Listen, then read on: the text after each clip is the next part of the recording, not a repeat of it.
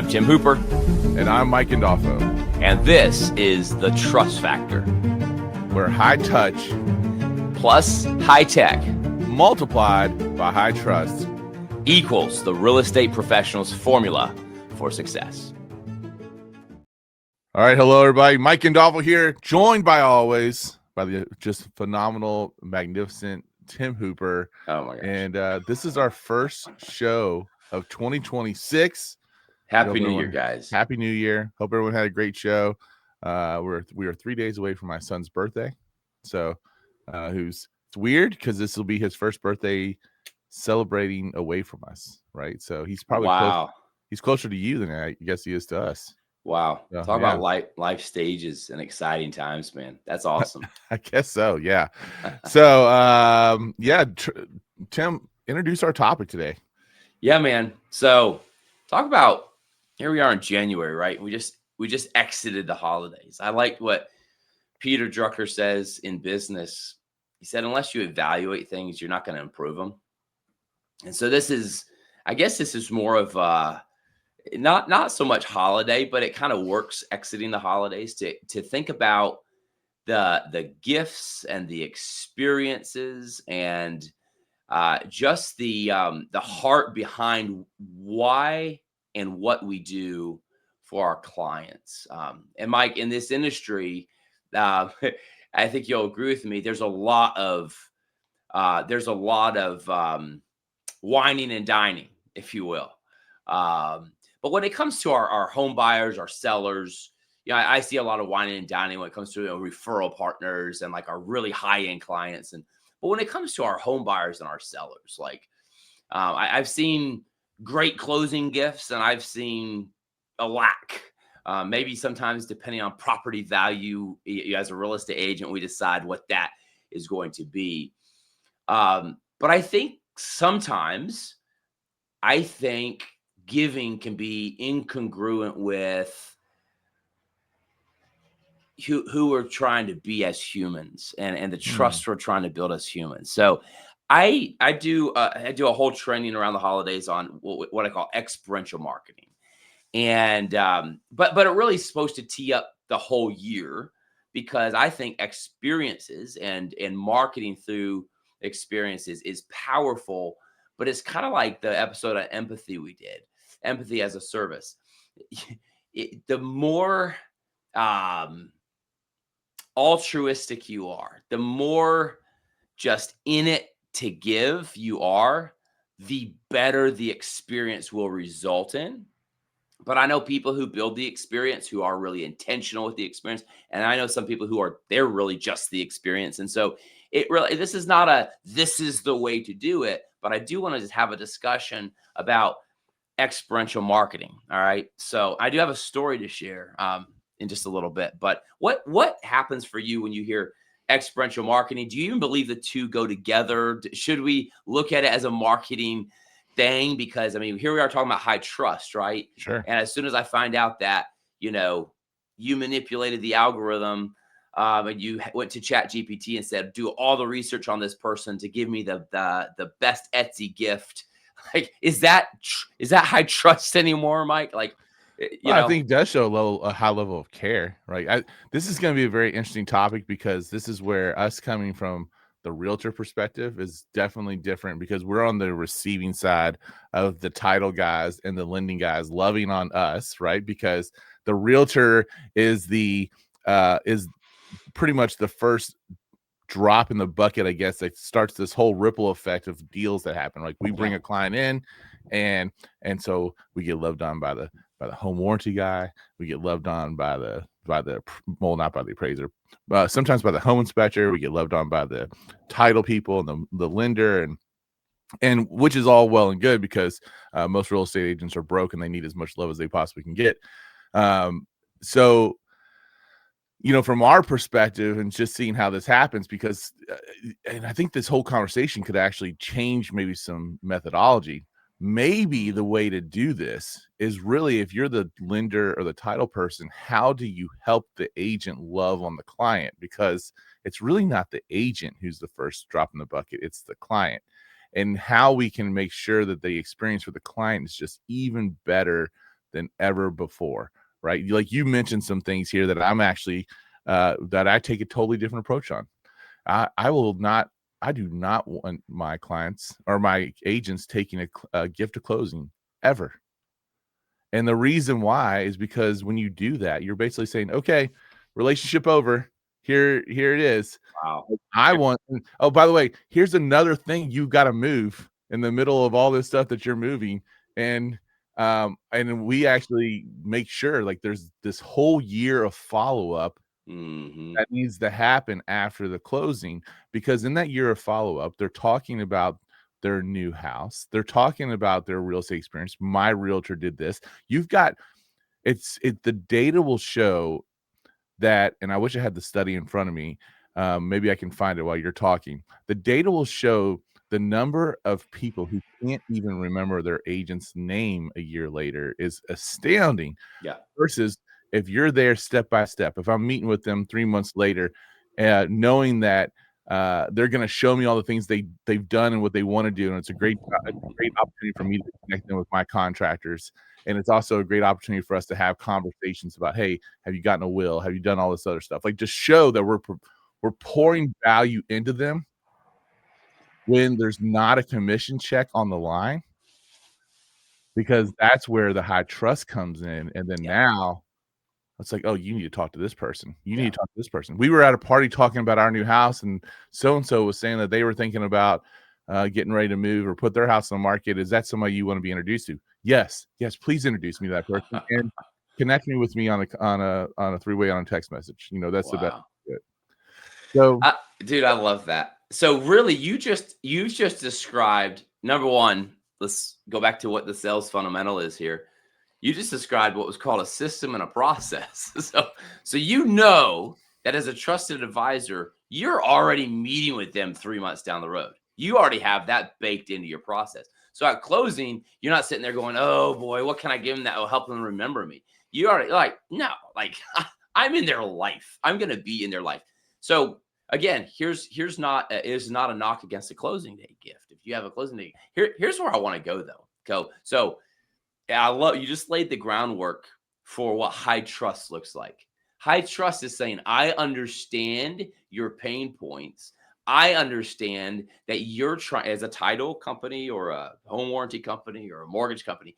I understand your pain points, Mr. or Mrs. Real Estate Agent. You are trying to stay in touch with the home buyer. You're trying to stay in touch with your listing sources, your sellers. So, okay, if that's the case, let me help you co-create an experience. So if that's the, if that's the end goal for you, that I think that creates this environment of high trust. I love your take on that, Mike. but if you even go back to like the Heath brothers who wrote the Power of Moments book, Dan Heath, and I can't remember who the other Heath brother was. I apologize to the other Heath brother. Dan too. Yeah. But they would even talk about like the whole idea of going to Disney World. Like most people talk about their Disney trip. It's like, oh, this part was great. This part was great. They don't mention that they had to spend all this much money on the ticket and had to wait in line and all. Right. Like the happiest place on earth is spent like 90% of it's waiting in line, right? I had to spend thousands of dollars to jump the line. And because Disney understood, and this is where I think this is really important as the real estate professional, you need to understand which moments inside the transaction are the ones that are the roller coaster moment, not the ones that are going to be I'm talking about what's exhilarating, what are the parts of the transaction that they're going to truly remember and then know how to elevate it. And that's exactly why we do what we do with Requity. And part of what happens when we get that client assessment back from Requity is it has in there, hey, this is how this person wants to be acknowledged, how they want to be it's their appreciation style is what we call it. And so either when they're down in the dumps and you got to pull them up and you're like, hey, they really like, small little gifts, so I know what her favorite chocolate is and I'm gonna send her the chocolate. Or if it's like, hey, we want to celebrate because something big just happened, you've got to understand what those big moments are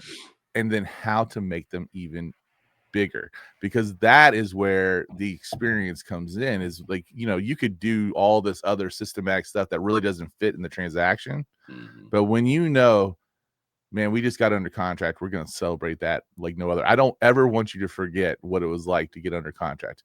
You know, I mean, how many times have I done it where my clients were going off to dinner and I was able to call them and say, hey, just want to let you know you're going to be a homeowner. Like we got under contract, and they're so excited, you know, and they tell me where they're going to dinner. Well, their check is paid, you know, or something like that, just because like they'll remember, like, we got under contract and my agent paid for our check. And, you know, that's the kind of stuff that I can go spend thousands of dollars on internet leads, and I guarantee you my return for spending $100 on someone's dinner is going to be way higher.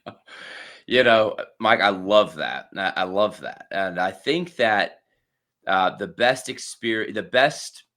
experience you can deliver. Just think about it this way. We just exited the holidays. So here's the evaluation. Like, what experience did you deliver through the holidays? And I know that's more of a concentrated, maybe gift giving environment. Or maybe you didn't. Maybe you said, I'm not gonna pile on to all that's going on. And Mike, we talked last year in the episode about when you place your cards, and it's early, you're first out of the gate, it's early in the holiday season. That's all fine. But just look at it. Look at the holidays and what happened over the holidays for you. This isn't what you did. This is what happened to you, for you. What made your heart go just swell? I'll tell you a quick story. So we have 6 of my siblings in for Thanksgiving, and I'm running around crazy. The couple of days before, I just turned I'm out. So I'm getting some stuff painted. I'm getting some stuff fixed up. The bonus room upstairs we just finished, and so I'm getting some beds set up there. We had 22 humans on campus. Like, it was awesome. And I laid down. You sent me the picture, by the way. I'm like, babe, there's like 20. My brother traveled in just for a couple of hours. One of my brothers. So that was him and his. So that was 2. But other than that, like 20 people like sleeping, and I was like, babe, we have 20 beds on campus. That's like, you know, now we have like mom-in-law next door and blah blah blah. But big old house and all these beds. And I'm like sitting there going, like, that's like just overwhelming sense of gratitude anyway. But through all the busyness, Mike, the mail stacked up a little bit. And so my daughter walks in. She's like, hey, here's a package for you. And I'm sitting there going, a package for me? What did I order? You know, usually it's like mom-in-law or like what I know what it's like. It's, you can shake it. There's like vitamins in there or something like coming in from Amazon subscription. But I'm like, this is odd. This one looks a little different, you know? So I rip it open. She's like sitting there, my 15-year-old daughter, like, what did you get? What'd you get? I pull out. I'm like, oh, I do a lot of running, so I get t-shirts in the mail all the time. And I'm sitting there going, oh, a t-shirt. What run did I do? What charity did I support that sent me a t-shirt? So I open it up, and just boom, right in my face is our big, if you can see it up here on the screen, our big 3XHT logo. And I'm just, Mike, right away, I just immediately wanted to cry. I'm like, seriously, this is a dude talking to another dude about this. And yes, if you guys haven't guessed yet, Mike's smile's giving all away. Mike took our newly developed show and logo and everything else, stuck it on a t-shirt, and put it in the mail to me. Now, and by the way, you got my size right. I don't even know how. Most people, I think that was a total guess. Okay, total guess. So I like throw it on. It fits. Like makes me actually look bulky. These tiny shoulders. And but anyway, so I like throw it on. Now I was in like dressed ready for company, and I'm like going and changing out of what I'm dressed for company. Throw the t-shirt on just so I get a picture, like, you know, for Mike, and texted to Mike. But you know, that was a moment that, number one, I just broke it. I was not expecting. There was we didn't cross the finish line. We didn't do that. I was not expecting, 100% unexpected. And then number 2, the thought that was put into it. Like, and then also there was some personality of you had to guess my size. I would dare say there was some risk involved with that. Because at the end of the day, it's like, you're a dude, I'm a dude, like dude to do, you know what I mean? Sometimes we get in our own head, right? Mm-hmm. About taking a risk on something. So we kind of go vanilla. We kind of go safe on stuff. There it is. And so, oh my gosh, you got it up. Look at you. Yeah. You're so high tech, man. Yeah, that's right. why we do this show. Mike's so high tech, guys. I love it. But and you always said I was more high tech than you, honestly. But so here's where I'm at.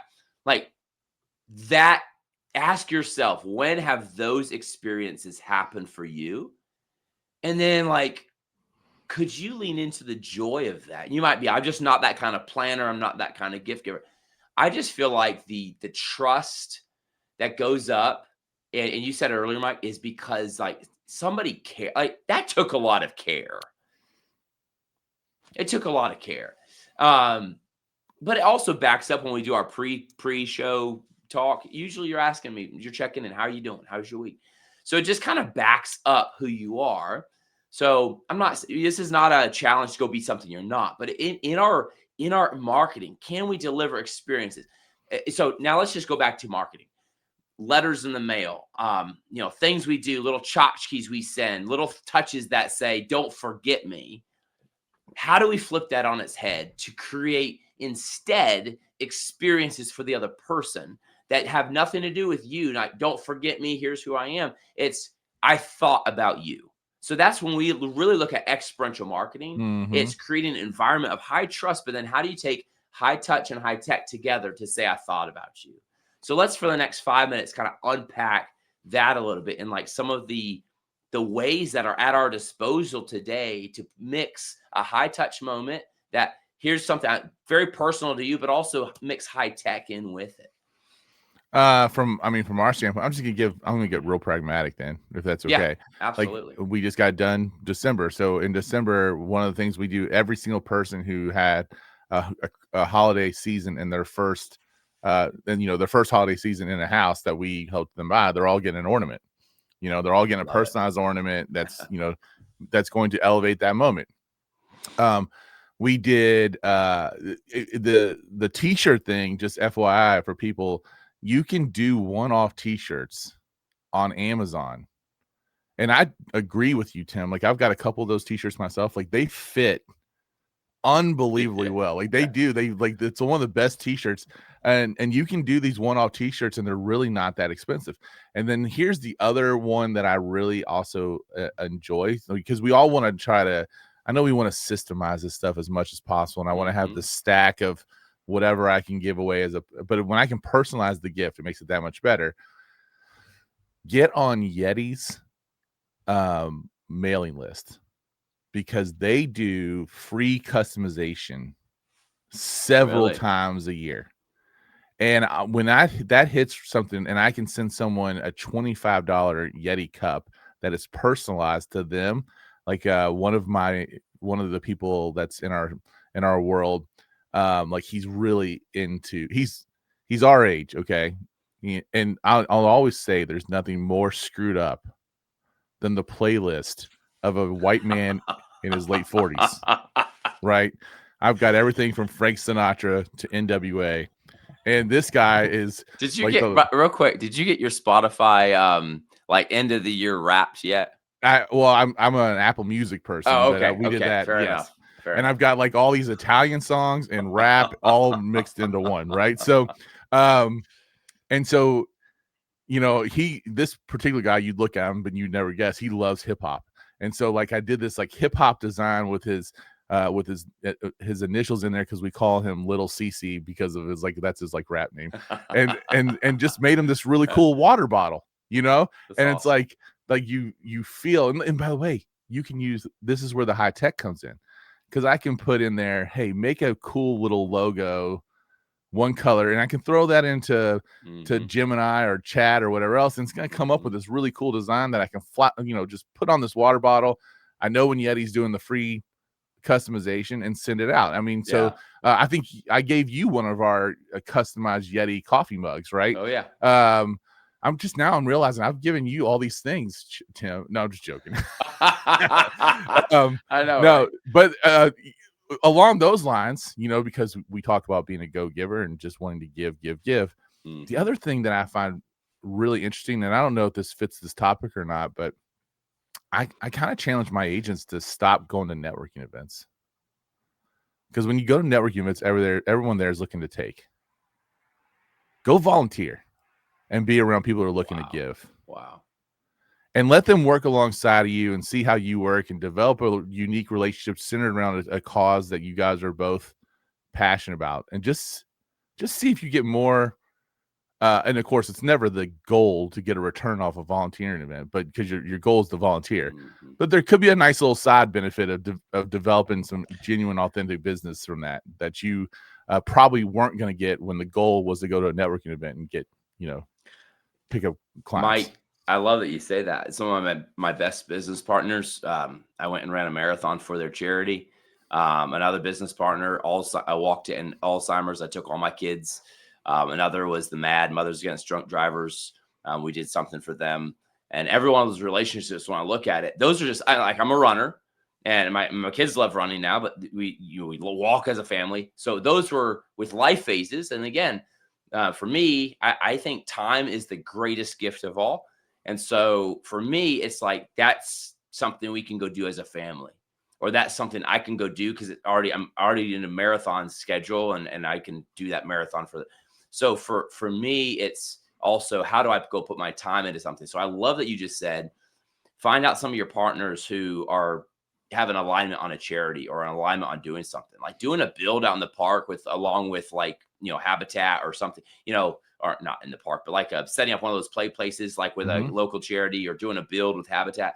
Those sorts of things are huge. And by the way, networking, you have like maybe 5 minutes, you have the speed dating thing, you have all this stuff. Whereas you got like 2 hours to like hammer nails together. You know what I mean? And like, you talk about being able to form a friendship when you're actually in the space with somebody for a longer time. I'll share real quick too. Some of us do a good job at gift giving. For instance, one holiday, I told my wife, I was like, I sent books out one holiday to like 200 partners. And then I was like, the next holiday, I sent like AJ's Spicy Honey from Charlottesville, like it's local and it's whatever. So I sent that out. That was a huge hit. I got like pictures of people putting on their jalapeno biscuits, And then the next day we did Gerhardt's chocolates out of Richmond, locally made chocolates. And so I was just like, I came to one year, I'm like, over the holiday, we had just moved to Buckingham, and we had been learning about all of the history. And so there's this largest shaft of slate in the world right here in Buckingham. It's like a meteorite millions of years ago, I don't know. But anyway, it's like this amazing slate.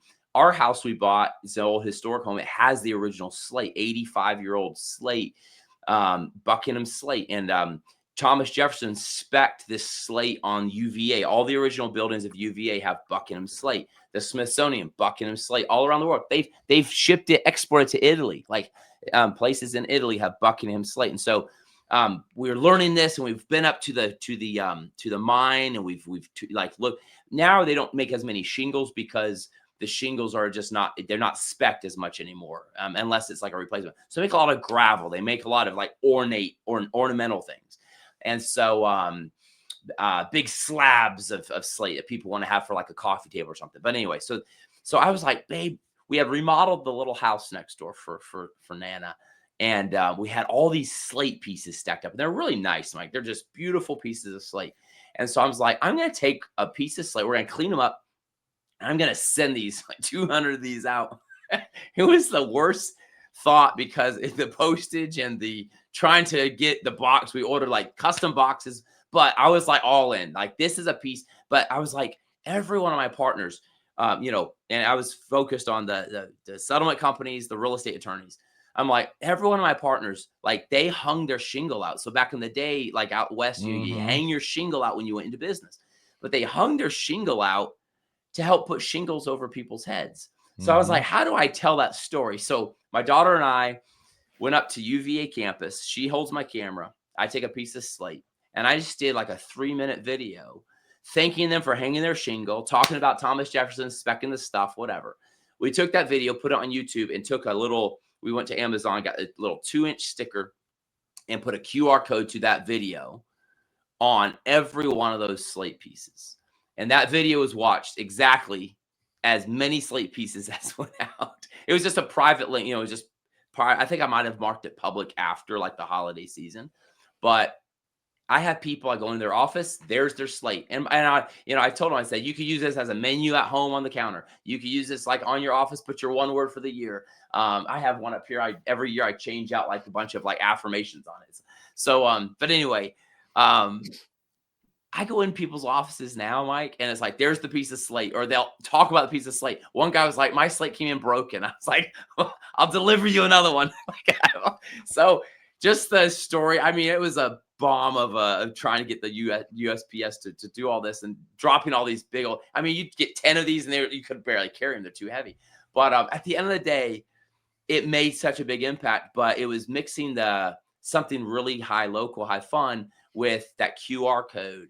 And I think nowadays too, with AI and technology, like we have the ability to really craft a very human, personalized moment.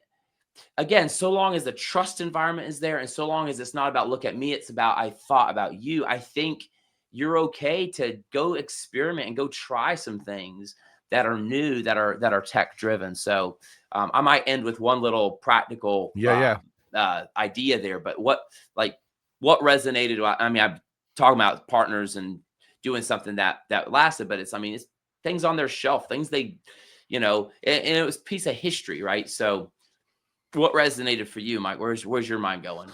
It goes with this. It's like, just like, know right now, like the most important thing you can do is just to be observant, right? Observe those little details that are going, and then you can use AI or whatever else to kind of build upon that. And, I could probably go on AI and be like, hey, tell me a little something about Tim Hooper. And it's going to give me some surface level stuff. But when I can pick out like, something on Tim's bookshelf, or I notice that he's got a favorite candy, or I know his coffee order, or whatever it might be, like those kind of things just show that you're really paying attention. And in our business, that attention to detail, when people actually feel like that's missing, like we're just opening doors and writing contracts, but like when you can show that level of I'm paying attention to you, it's monumental. And this is actually how you go from like all the mass marketing things that you do are important to make sure that your name's in front of people. But when you do the touches that are very personalized and you elevate those key moments, that's how you go from, oh, I don't want to go like, hey, honey, go grab me a tissue. It's go grab me a Kleenex. Hey, how do I turn my name into the Kleenex of real estate? It's by doing that. It's by delivering on those experiential moments. Yeah. It's like Teams is still trying to catch up with Zoom because everyone's doing Zooms, but it's like you're like on Zoom. It's like, no, we're on Teams. So we switched over to Google Meet because I was paying for both, and I was like, well, this is kind of dumb. There you go. And so like, and I catch myself all the time, like saying, hey, you want to get a Zoom meeting? You want to Zoom in? And it's like, oh, no, I'm really trying to do a Google Meet. So I got to be like, do you want to have a virtual meeting? Do you want to meet on Google?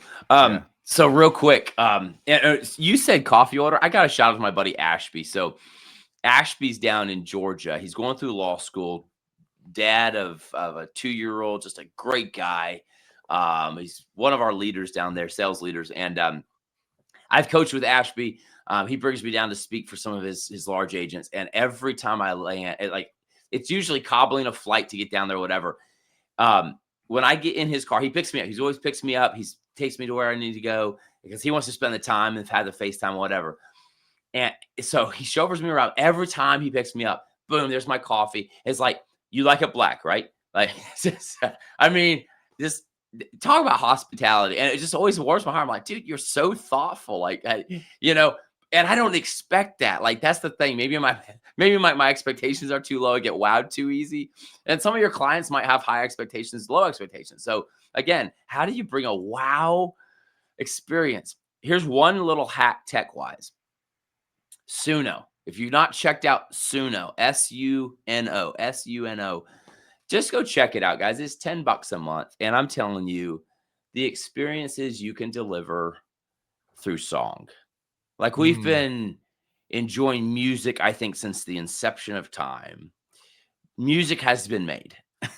And it's like we told stories before technology. I always say we had if you believe in the caveman theory, like, we were vocal people for a long time, and we were musical people for a long time, and that's why music's so popular, right? So if you're not leveraging some form of music, possibly think about a client's birthday, and within 3 minutes you can whip up like a personalized song for somebody.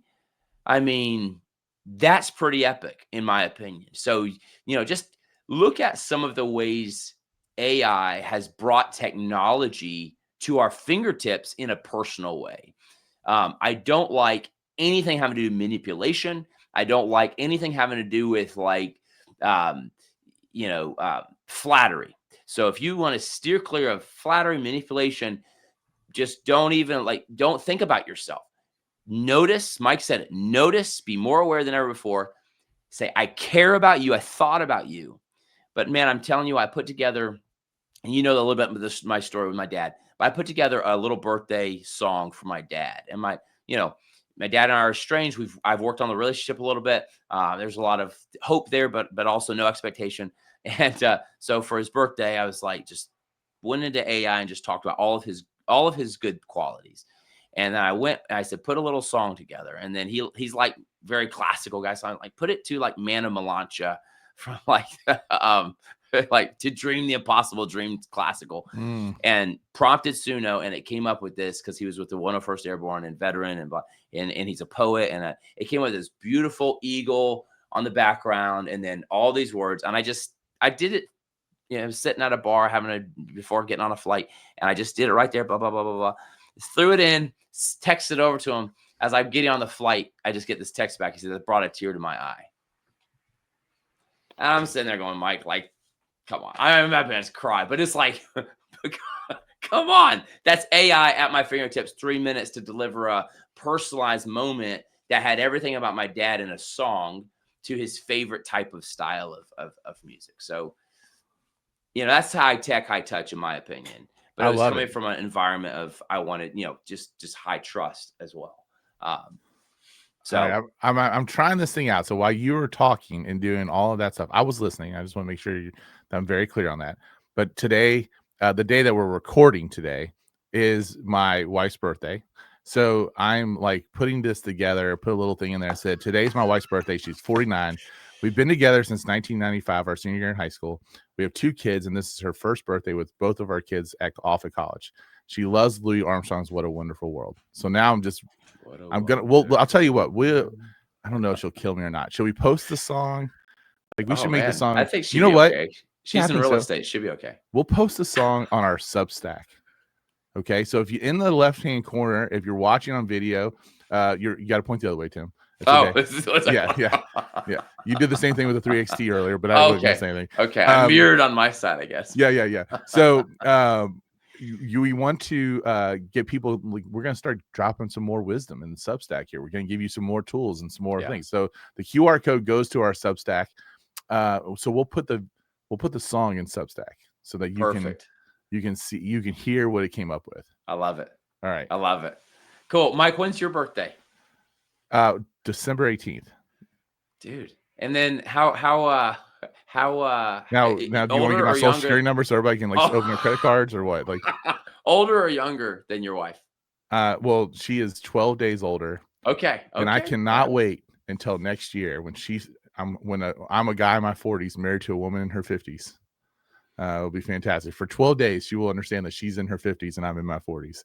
So awesome. That'll be exactly awesome. That's awesome. All right. Well, hey, the song's actually ready. Happy birthday to your bride. But I guess I got to sign up for me to actually get it. So I'll have to. Probably. Yeah. All right. This has been good. Hey, guys, all throughout the year, just rethink how you're showing up. Yep. Excuse me. Are your gifts, are your experiences to say, hey, I'm staying top of mind? Or can your experience be more of, I care deeply about you and I was aware and I noticed and I personalized it. I took some risk, and you might be shocked the wow that you can bring. All right, guys, we'll talk to you next time on Trust Factor. The Trust Factor podcast is available wherever you get your podcasts. You can even watch us on YouTube. And subscribe to the channel so you can comment and drop your questions and share it with your team.